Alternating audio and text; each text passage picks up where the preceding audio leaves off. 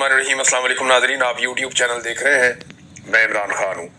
सबसे पहले तो पाकिस्तान तहरीक इंसाफ ने आज अपना इम्तिहान पास किया। तहरीक इंसाफ के जो अरकान असम्बली हैं बड़ी तादाद में हाई कोर्ट्स के बाहर गए, वहाँ पे उन्होंने एहतजाज किया इमरान खान साहब की रिहाई के लिए। और मामला ये है कि हाई कोर्ट्स में इमरान खान साहब के केसेस लगाए नहीं जा रहे। जब इमरान खान साहब को सजाएं सुनानी थी तो आधी आधी रात तक अदालतें लगाई गई। जेल के अंदर जो है वो जजों को पहुंचाया गया। पूरा सिस्टम इसी काम पे लगा हुआ था कि जल्द अज जल्द सजा सुनाई जाए, ताकि जितनी इमरान खान को सजा सुनाएंगे उतनी लोगों में मायूसी होगी और लोग वोट नहीं डालेंगे।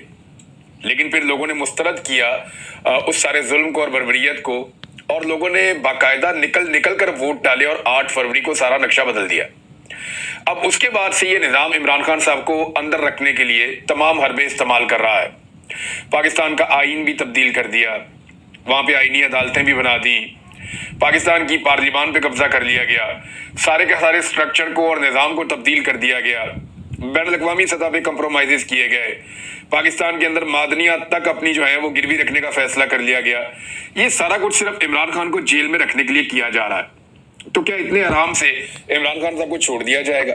इमरान खान साहब के जल्द और आराम से छूट जाने का एक ही तरीका है कि इमरान खान साहब वो कंप्रोमाइज कर लें जो उन्हें करने के लिए पाकिस्तान के अंदर एस्टेब्लिशमेंट मजबूर कर रही है।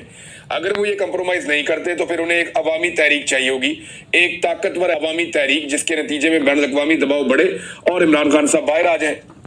लेकिन अच्छी बात यह है कि लोगों ने यह साबित किया कि वो फसाइयत के सामने झुक नहीं रहे। पाकिस्तान तहरीक इंसाफ के जो ओहदेदारान है या जो अरकान असम्बली हैं वो हाई कोर्ट्स के बाहर पहुंचे, स्पेशली इस्लामाबाद हाई कोर्ट और लाहौर हाई कोर्ट में आलिया हमजा साहबा और बाकी लोग। तो केसेस लग नहीं रहे। आज केस लगना चाहिए था।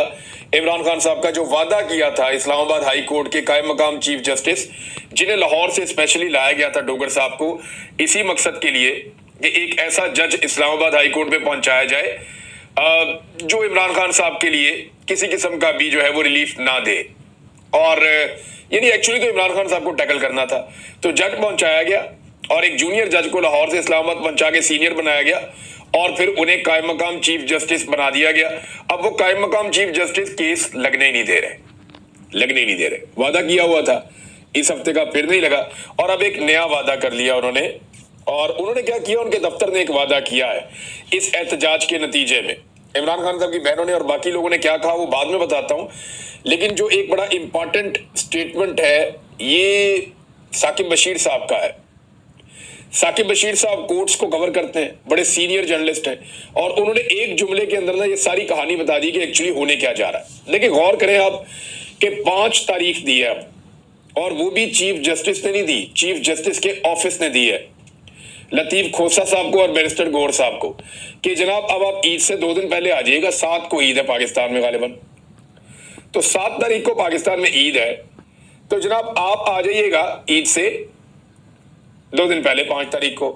और 5 तारीख को जब आप आएंगे तो फिर इमरान खान साहब का केस लग जाएगा। अब ये ऑफिस कह रहा है, चीफ जस्टिस नहीं कह रहा। मुमकिन है उस दिन चीफ जस्टिस छुट्टी पे चले जाए। और याद रखिएगा ये डबल बेंच का आखिरी दिन होगा, उसके बाद डबल बेंच नहीं बैठना। तो ये फिर हंगामी केसेस तो लगते रहेंगे, लेकिन छुट्टियों पे चले जाएंगे सारे जज, फिर मामला खत्म हो जाएगा। अब इसमें जनाब साकिब बशीर साहब कहते हैं बैरिस्टर गौर और सरदार लतीफ खोसा के बकौल 5 जून को 190 मिलियन पाउंड सजा मुअत्तली केस मुकर्रर करने की यकीन दहानी कायम मकाम चीफ जस्टिस के ऑफिस के जानिब से करवाई गई। याद रहे कि 5 जून जुमेरात ईद से कबल इस्लामाबाद हाई कोर्ट में डिवीजन बेंच का आखिरी वर्किंग डे होगा। अगर इस रोज नैब कुछ वक्त देने की इस्तदा कर दे तो उस रोज भी केस आगे नहीं बढ़ सकेगा।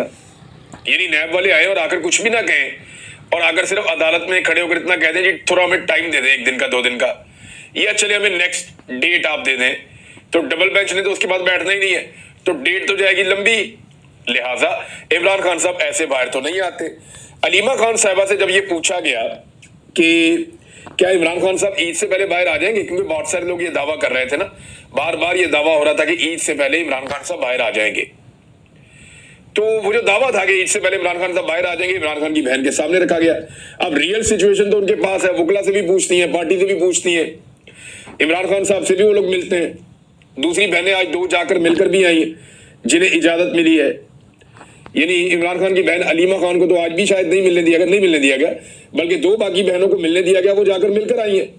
वो इमरान खान साहब ने क्या कहा वो मैं आपको नेक्स्ट वीलॉग में सारी तफसीलात आपके सामने रख दूंगा। इकट्ठी सारी हम कर लेते हैं कि क्या क्या इमरान खान साहब ने कहा। लेकिन अलीमा खान साहब ने कहा कि कौन कह रहा है जी कि इमरान खान ईद से पहले बाहर आ रहे हैं। उन्हें बताया गया जी बैरिस्टर गौहर ने कहा। तो उन्होंने कहा पता नहीं बैरिस्टर गौहर कहां से ये खबर ले आते हैं या लाते हैं, कोई रिहाई इमरान खान साहब की नहीं हो रही।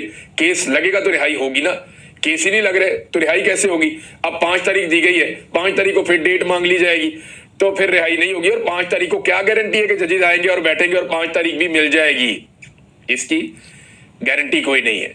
वैसे तो इमरान खान साहब जो है वो आधे घंटे का काम है।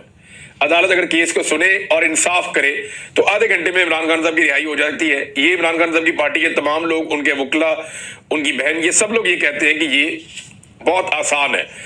अच्छा जनाब, अब साकिब बशीर साहब के बकौल अगर नैब थोड़ा सा टाइम मांग लेना, ऐसे ही कहते जनाब हमें एक पेशी और दे दें आप, या हमें एक मौका दे दें, हम तैयारी करके आ जाते हैं, तो बस इतना ही काफी है, इतना ही काफी है। और फिर इमरान खान साहब की ईद भी अंदर गुजर सकती है और उसके बाद वाला टाइम भी अंदर गुजर सकता है। नाज़रीन, इमरान खान साहब जो हैं वो हफ्तों का या दिनों का नहीं सोच रहे। उनकी मुझे ऐसा लगता है कि मनसूबाबंदी लंबी है। ये तासुर हर थोड़े अरसे के बाद फैलाया जाता है जानबूझकर। मैं पहले दिन से एक ही बात कर रहा हूं कि अदालतों के ऊपर से जिस वक्त दबाव खत्म हो गया इमरान खान साहब बाहर आ जाएंगे। जिस वक्त अदालतों में इंसाफ मिल गया उस दिन इमरान खान साहब बाहर आ जाएंगे। इंसाफ अदालतों में तब तक नहीं मिल सकता जब तक कि अदालतों के ऊपर कंट्रोल है मिलिट्री एस्टेब्लिशमेंट का, और मिलिट्री एस्टेब्लिशमेंट इस कंट्रोल को छोड़ने पे तैयार नहीं है। तो इमरान खान साहब एक बड़ी तहरीक की तैयारी कर रहे हैं कि पूरे मुल्क में बैक वक्त एक बड़ी तहरीक खड़ी की जाए। अब ये क्या वो ये कर सकते हैं कि एक बड़ी तहरीक पूरे मुल्क में इमरान खान साहब खड़ी कर दे? देखिए, पाकिस्तान तहरीक इंसाफ या पाकिस्तानी जो है वो इस तहरीक के लिए तैयार है। तो ये बात तो ठीक है कि महंगाई के हाथों पिसे हुए लोग हैं, परेशान है बहुत ज्यादा। फिर जैसे उनका मैंडेट चोरी किया गया, जिस तरीके से मुस्तरद शुदा शक्लें लाकर मुसल्लत की गई, तो लोग नाराज तो हैं। पाकिस्तान के हर सूबे के अंदर एहतजाज होता रहता है। खैबर पख्तूनख्वा में, पंजाब में बहुत एहतजाज होता है। सिंध के अंदर आप देख रहे हैं गुज़िश्ता चंद दिनों से। बलूचिस्तान में पूरी एक तब्दीली की वेव आई हुई है। आजाद कश्मीर वैसे ही इनसे कंट्रोल नहीं हो रहा। अगर आप ये सारी चीजें इकट्ठी करें तो आपको समझ आ जानी चाहिए। गिलगित बल्तिस्तान आप चले जाएं, बेशक वहां के हालात आप देख लें कि इस वक्त पूरे मुल्क में लावा पकड़ा है। इस वक्त पूरे मुल्क के अंदर जो है वो एक सियासी बारूद तैयार है जिसको एक चिंगारी लगने की जरूरत है। लेकिन इससे पहले पाकिस्तान तहरीक इंसाफ जो हिकमत अमली बनाती थी ना, वो ये बनाती थी कि चलो इस्लामाबाद की तरफ, तो वो अपनी एक मंजिल बना लेते थे। तो इस्लामाबाद को कंटेनर लगा के बंद कर दिया जाता था। सिंध की पुलिस की ड्यूटी लगती थी 2 से 3 मेन शाहराहों पे, तो वो चंद 100 पुलिस वाले मिलकर लोगों को रोक पाते थे। 2-2.5 हजार पुलिस वाले हो तो काम हो जाता है। उसके बाद जनाब पंजाब में जो पुलिस थी उनकी ड्यूटी लग जाती थी जीटी रोड पे, मुल्तान रोड पे और मोटरवे पे, और वो भी रोक लेते थे पंजाब से आने वाले जुलूसों को। इसी तरह से जो खैबर पख्तूनख्वा से लोग आते थे उन्हें मोटरवे पे और सी पैक पे रोक लिया जाता था। जो कश्मीर से आना चाह रहे होते थे उन्हें भी एक जगह पे रोक लिया जाता था। तो इस वजह से इस्लामाबाद पहुंचने का जो एक पूरा अमल था वो तातुल का शिकार होता था। लोगों की बहुत बड़ी तादाद नहीं पहुंच सकती थी, लोग वहां आ नहीं सकते थे। हुकूमत के पास जो वसाइल है वो कम होने के बावजूद वो उनको मौसर तरीके से इस्तेमाल कर लेते थे। लेकिन अब सवाल ये पैदा होता है कि अगर पूरे मुल्क में एहतजाज शुरू हो जाए तो हुकूमत कैसे कंट्रोल करेगी? इस पे जुनैद अकबर साहब से सहाफी बात कर रहे थे। जुनैद अकबर साहब पाकिस्तान वापस आ गए हैं, एहतजाज के अंदर शामिल भी हुए। तो जुनैद अकबर साहब ने अब दावा किया कि गुज़िश्ता गलतियों को नहीं दोहराया जाएगा। पहले हम सारे इस्लामाबाद की तरफ बढ़ जाते थे, अब सिर्फ इस्लामाबाद पर इन्हिसार नहीं करेंगे। हम मारगला के पहाड़ों में टेंट विलेज बना सकते हैं कि पहाड़ों के ऊपर विलेज बना के और टेंट वगैरह लगा के हम वहां बैठ जाएं और लोग वहां पे बैठ जाएं और फिर एहतजाज करते रहें। जबकि उन्होंने ये भी कहा कि खैबर पख्तूनख्वा, रावलपिंडी और इस्लामाबाद के अवाम दारुल हुकूमत को बंद कर देंगे, इस्लामाबाद को, और पूरे मुल्क में एहतजाज होगा और पूरा मुल्क बंद कर दिया जाएगा। यानी जो बलूचिस्तान के अवाम है वो बलूचिस्तान को बंद करेंगे, वहां दारुल हुकूमत में और सराउंडिंग में वो एहतजाज वहां पे करेंगे। और वहां तो लोग इंतजार कर रहे हैं, जो महारंग बलोच के साथ और खवातीन के साथ किया गया जो सरदार अख्तर मेंगल के साथ हुआ, तो उसके बाद अगर बलूचिस्तान में एक बड़ी तहरीक शुरू होती है तो प्रॉब्लम शुरू हो जाएगा। सिंध के अंदर जो हालात है वो आपके सामने बताने की जरूरत नहीं है। इंटीरियर सिंध हो, कराची हो, हैदराबाद हो, हर तरफ अवाम रोजाना की बुनियादों पर अपनी मदद आपके तहत भी निकलती है और क़यादत के साथ भी निकलती है। और पंजाब में आलिया हमजा ने एक नई एहतजाज के अंदर रूह फूंकी हुई है, वो भी भाग दौड़ बहुत कर रही हैं। तो अगर ये सब इनकी अपने तरीकेकार के मुताबिक हुआ और कुछ बड़े बड़े क्रैकडाउन्स ना हुए पाकिस्तान में, बड़े क्रैकडाउन से मतलब ये है कि आप मिलिट्री अवाम के घरों पे चढ़ा दें और लग जाए इसी काम पे, तो फिर तो सूरत हाल कुछ और हो सकती है। अब लोग हथियार तो उठा नहीं सकते लेकिन एहतजाज कर सकते हैं। इमरान खान साहब का नया हिकमत अमली है और इस नई हिकमत अमली के तहत वो पूरा मुल्क बंद करना चाहते हैं। क्या वो कर सकते हैं या इतनी कैपेसिटी इस वक्त पाकिस्तान तहरीक इंसाफ में या आवाम में है? देखिए, लोग तंग तो बहुत है, परेशान तो बहुत है। अब लोग रद्द-ए-अमल किस लेवल का देते हैं इसका अंदाजा आपको उस वक्त होगा जिस वक्त ये एहतजाज की कॉल दी जाएगी। अब बजट भी आ रहा है और देखिए, ये बजट कोई इतना काबिल फख्र बजट नहीं है। ये बजट पाकिस्तान की हुकूमत खुद नहीं बना रही। इंटरेस्टिंग बात यह है कि ये IMF की मुशावरत से भी नहीं बन रहा, ये बजट IMF ही बना रही है और पाकिस्तानी हुकूमत मुशावरत में शामिल है। देखिए, 3 चीजें होती है ना। एक, आप बजट खुद बनाते हैं। नंबर 2, आप बजट खुद बनाते हैं, IMF से आप मुशावरत कर लेते हैं जी इतना हम ये करना चाह रहे हैं, ये करना चाह रहे हैं। और तीसरा स्टेज ये है कि IMF आपका बजट बना रहा है और आपसे मुशावरत कर रहा है कि यार देख लेना, ये हम करने लगे, ये भी हम करने लगे। तो अब औकात सिर्फ इतनी रह गई है कि IMF का बना बनाया बजट आपको मिलेगा, वो वर्चुअली आपके साथ ब्रीफिंग में इस वक्त शामिल है और वो आपका बजट बनाकर फैसला करेंगे कि क्या करना है। महंगाई का एक बड़ा तूफान आने वाला है, पेट्रोल मजीद महंगा हो जाएगा। उसकी वजह यह है कि जो लेवी है उसको मजीद बढ़ाने का फैसला किया गया, टैक्सेस को मजीद बढ़ाने का फैसला किया गया है और टैक्सों का सारा बोझ जो तनख्वाहदार तबका उसके ऊपर डाला जाएगा। एक डाटा मैं आपके सामने रखता हूं, गुज़िश्ता 10 महीनों में जो तनख्वाहदार तबका है पाकिस्तान का, उनसे 437 अरब रुपए वसूल किए गए हैं। 437 अरब। ये जो नॉर्मली जो उनसे रकम वसूल की जाती है तनख्वाहदार तबके से, उससे 52% जायद टैक्स वसूल किया गया है। एक तो महंगाई बढ़ गई, फिर तनख्वाहदार तबके से इजाफी टैक्स भी वसूल कर लिया। मेरा सवाल यह है कि जो लोग तनख्वाह लेकर अपने घर पे जाते हैं, चाहे वो प्राइवेट कंपनीज में हैं, चाहे वो लोग सरकारी मुलाजमत कर रहे हैं, वो बताएं कि उनका घर कैसे चल रहा है। वो बताएं ना कि अब वो अपना घर कैसे चला रहे हैं। क्योंकि देखें, जब इतना बड़ा आपके ऊपर टैक्स का बोझ पड़ गया है, 52% आप इजाफी पैसा दे रहे हैं और महंगाई भी बढ़ रही है और आपकी तनख्वाह के अंदर इजाफा पीनट के तौर पे होता है, 10% हो गया, 15% हो गया, बाद वक़्त नहीं भी होता, तो फिर आप कहां जाएंगे? आप कैसे गुजारा करेंगे? ये है तनख्वाहदार तबके की हालत। जबकि हुकूमत जो ताजर दोस्त स्कीम लेकर आई थी कि जब ताजरों से हम टैक्स लेंगे, उसके नतीजे में इन्होंने जो दावा किया था वो ये था कि हम 50 अरब का टैक्स इकट्ठा करेंगे। एक तो हदफ ही बहुत छोटा रखा था, 200 अरब कम से कम इकट्ठा करना चाहिए था, लेकिन इन्होंने कहा जी ताजर दोस्त इकदाम हम कर रहे हैं और इसके नतीजे में हम 50 अरब का टैक्स इकट्ठा करेंगे। और हैरत वाली बात यह है कि 30 से 35 लाख रुपए सिर्फ इकट्ठा कर सके। एक तरफ जो तनख्वाहदार तबका है, क्योंकि उसको काबू करना आसान है ना, उसके पैसे बैंक में आते हैं, वहां से खुद ही काट लेते हैं, वो मजबूर है बेचारा, उसके पैसे आते हैं बैंक के अंदर, ये बैंक में से ही काट के निकल जाते हैं। कितना मजबूर है तनख्वाहदार आदमी, वो रोक ही नहीं सकता, इनके आगे इनको चैलेंज ही नहीं कर सकता। ये उसके अकाउंट के अंदर से 437 अरब रुपया निकाल कर ले गए और वो कुछ नहीं कह सका। ये तनख्वाहदार तबका है। और जो ताजर है जिसके साथ ये नहीं कर सकते, उससे 50 अरब रुपया इकट्ठा करना था, तो 30 से 35 लाख रुपया इन्होंने इकट्ठा किया और 30 से 35 लाख रुपया तो एक ताजर खैरात दे देता है। भाई, पाकिस्तान में ताजर इतने तगड़े हैं कि एक एक ताजर जो है वो 5-5, 10-10 करोड़ रुपया तो खैरात दे देता है। तो हुकूमत को तो खैरात भी नहीं मिली, कख नहीं मिला। और ये खबर जो है, ये जनाब जो मैंने आपको अभी पढ़ के सुनाई है, ये शहबाज राणा साहब का दावा है और उन्होंने ये खबर दी है। ये डाटा उनकी जानिब से सामने आया था, तो जिसका क्रेडिट हो उसको देना चाहिए। उनका ये कहना था कि ये हुआ। अब IMF पाकिस्तान का बजट बना रही है और वो फैसला करेगी कि किसको क्या मिलेगा। नाज़रीन, मखसूस नशिस्तों का case supreme court of Pakistan में चल रहा है, उन्हें बहुत जल्दी करनी पड़ेगी। उसकी वजह यह है कि जितना लंबा करते जाएंगे उतना ज्यादा जो अदालत के अंदर एक ड्रामा चल रहा है वो बेनकाब होता जाएगा। वजह यह है कि हर कमेंट में हर दलील में, हर चीज में मुश्किल बढ़ती जाएगी। अगर नाइंसाफी करनी है तो बहुत जल्दबाजी में करनी पड़ेगी। जितना ज्यादा टाइम डिले करेंगे उतना ज्यादा लोगों के सामने सच्चाई और हकीकत आती चली जाएगी और लोगों को पता चलेगा कि कितनी बड़ी नाइंसाफी हो रही है। दूसरा, कुछ सहाफियों के बकौल एक और भी प्रॉब्लम है कि एक जज साहब है, उन्होंने हज में जाना है, तो अब वो हज में चले गए तो उनके जाने से पहले ये फैसला होना चाहिए, क्योंकि अगर वो हज में चले गए तो उन्हें कहीं हदायत ही ना मिल जाए, और अगर उन्हें हदायत नसीब हो गई तो फिर वो वापस आकर इंसाफ के साथ फैसला ना कर दें। लिहाजा उनके जाने से पहले पहले ये फैसला करने की तैयारी की जा रही है। वैसे एक आधे जज से फर्क तो नहीं पड़ता, अब तो इनके पास बहुत सारे ऐसे जज हैं जो इनकी मर्जी के मुताबिक काम करते हैं। अदालतों ने इस मुल्क में क्या इंसाफ देना है? वो एक छोटी बच्ची है शहर यार बानो, और उसके घर की बिजली 7 दिन से बंद की हुई है।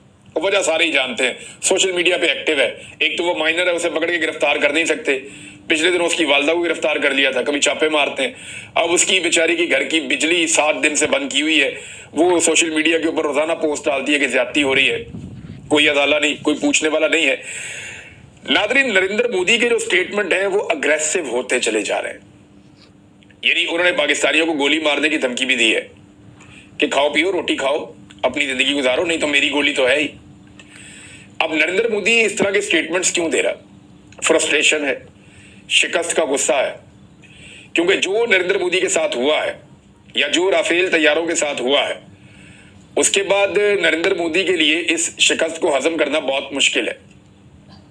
बहुत दबाव है इंडिया में उनके ऊपर, और वो अपनी पॉलिटिकल कैंपेन हो या कहीं पे भी हो, वहां पे बहुत जोर शोर के साथ पाकिस्तान के ऊपर अटैक कर रहे हैं। तो क्या नरेंद्र मोदी एक और हमला करने की बेवकूफी कर सकता है पाकिस्तान के ऊपर? Yes he can. वो ये कर सकता है क्योंकि आप कुछ भी ऐसा फाशिस्ट आदमी है उससे आप कुछ भी तवक्को कर सकते हैं, और वो अटैक कर सकता है। पहले उसको मुंह तोड़ जवाब मिला है, पाकिस्तानी फिर मुंह तोड़ जवाब देंगे। लेकिन नरेंद्र मोदी खतरनाक आदमी है, पाकिस्तान को, पूरी दुनिया को ये बताना पड़ेगा। इस वक्त भारत ने अपनी तैयारी कर ली है, वो आलमी महाज के ऊपर मुख्तलिफ जगहों पे अपनी टीमें भिजवा के दुनिया को कायल करने की कोशिश कर रहे हैं, और पाकिस्तान का वफद अभी तक गया ही नहीं। पता चला है कि बिलावल जरदारी 30 मई को अमेरिका रवाना होगा। बिलावल जरदारी का जो वफद है वो 30 मई को अमेरिका जाएगा। अब वो 30 मई को जाएंगे, फिर किससे मिलेंगे, क्या करेंगे? देखिए, जो खारजी ताल्लुकात होते हैं या महाज होता है, इसमें आपने पहले अप्रोच करना होता है। जो पहले अप्रोच करता है उसकी बात को ज्यादा अहमियत दी जाती है, वो अपना मुकदमा बिल्ड कर लेता है। आप जब दोबारा जाते हैं या पीछे से जाते हैं तो जो सामने वाला बैठा हुआ है उसको डील करना और कायल करना थोड़ा मुश्किल होता है, क्योंकि बहुत सारे आर्गुमेंट उसके पास पहले से मौजूद होते हैं। तो यहाँ पे आपको जो है वो पहले जाके स्ट्राइक करना होता है खारजी महाज में। लेकिन बदकिस्मती से पाकिस्तान इसमें लेट है, और पाकिस्तान को ये आइडिया तब आया जब इंडिया ने अपनी एक टीम बनाकर पूरी दुनिया में रवाना कर दी, और उस टीम ने अपना काम दिखा भी दिया। और अब बिलावल साहब अभी भी नहीं जा रहे। आज 27 तारीख है और वो 30 तारीख को अमेरिका रवाना होंगे। मोदी की धमकियां भी साथ साथ जारी हैं, ये आपके सामने है, मैंने आपको बता भी दिया। नाजरीन, एक और खबर है, और ये खबर सऊदी अरब से है। एक खबर फैलाई गई, और ये जानबूझकर फैलाई गई, और कुछ लोगों ने बड़ा दावा किया था, बल्कि कुछ जगह पे ये खबरें छप भी गई कि सऊदी अरब में शराब को जो है वो इजाजत दी जा रही है कि वहां पे जनाब शराब अब बेची जा सकेगी या शराब लोग पी सकेंगे। इस किस्म की ये खबर आई थी, लेकिन ये खबर झूठी है और बेबुनियाद है, क्योंकि सऊदी अरब की जो गवर्नमेंट है उन्होंने इसके ऊपर अपना मौकिफ दिया है, और उन्होंने साफ साफ कह दिया कि सऊदी अरब के अंदर शराब पीने की, शराब बेचने की, इस चीज की हम इजाजत नहीं देंगे। यहाँ मुकद्दस मकामात हैं, उनका पूरा एहतराम है, और पूरी दुनिया के अंदर जो है वो इस बारे में कुछ आवाज उठ रही थी। मोहम्मद बिन सलमान ने कुछ इकदाम किए थे मादी में, जैसे खवातीन को गाड़ी चलाने की इजाजत देना या और कुछ ऐसी एक्टिविटीज सऊदी अरब में, जिनके बाद पूरी दुनिया के अंदर लोगों के अंदर एक बेचैनी आई थी। लेकिन ये जो शराब वाली खबर थी, इससे बड़ा रोला पड़ गया था। लेकिन सऊदी अरब की गवर्नमेंट ने इसको कंफर्म किया है। सऊदी अरब की गवर्नमेंट ने ये बताया है कि ऐसी कोई इजाजत नहीं दी जा रही, तो आप सारे खातिर जमा रखें, ऐसा कुछ नहीं हो रहा। वैसे भी मोहम्मद बिन सलमान ने गुज़िश्ता, अगर आप चंद महीनों की कारकर्दगी देखें, तो चाहे वो ईरान वाला मामला हो, चाहे पाकिस्तान इंडिया वाला मामला हो, चाहे यूक्रेन और अमेरिका वाला मामला हो, चाहे मिडिल ईस्ट के बाकी मामला हो या शाम वाला मामला हो, यहाँ पे बड़ा इंपॉर्टेंट रोल प्ले किया है। मोहम्मद बिन सलमान एक बड़े प्लेयर के तौर पे सामने आए हैं इस पूरे रीजन में, और अब वो अमेरिका और यूक्रेन की सालिसी के बीच में भी एक रोल प्ले कर चुके हैं। तो अब उम्मीद उनसे ये की जा रही है कि जो एक फलस्तीनियों वाला मामला है उसको किसी मंतकी अंजाम तक पहुंचाया जा सके। हालांकि जो इस वक्त डोनाल्ड ट्रंप के दिमाग में चल रहा है या जो इसराइल के प्लान में है वो बड़ा खौफनाक मंसूबा है कि यहां से हमेशा के लिए फलस्तीनियों को निकाल दिया जाए, गाजा से भी निकाल दिया जाए। एक इंतहाई अफसोसनाक चीज होगी अगर ऐसा हो जाता है, तो एक बहुत बड़ी ज्यादती और जुल्म होगा। तो इसको रोकने के लिए अरब ममालिक को अपना रोल प्ले करना चाहिए और जो जितना इंपॉर्टेंट होगा उसका उतना ही इंपॉर्टेंट रोल होगा। अभी आज की सूरत भी ये है कि 83 फलस्तीनियों को शहीद किया गया, स्कूल के ऊपर बमबारी की गई और वहां पे जो बच्चे मौजूद थे वो जलकर शहीद हो गए। और ये लगातार हो रहा है, पूरी दुनिया आंसू बहा रही है, परेशान है, लेकिन कोई इस जुल्म को रोक नहीं पा रहा। अब तक इतने, अपना ख्याल रखिएगा, अपने इस चैनल का भी। अल्लाह हाफिज।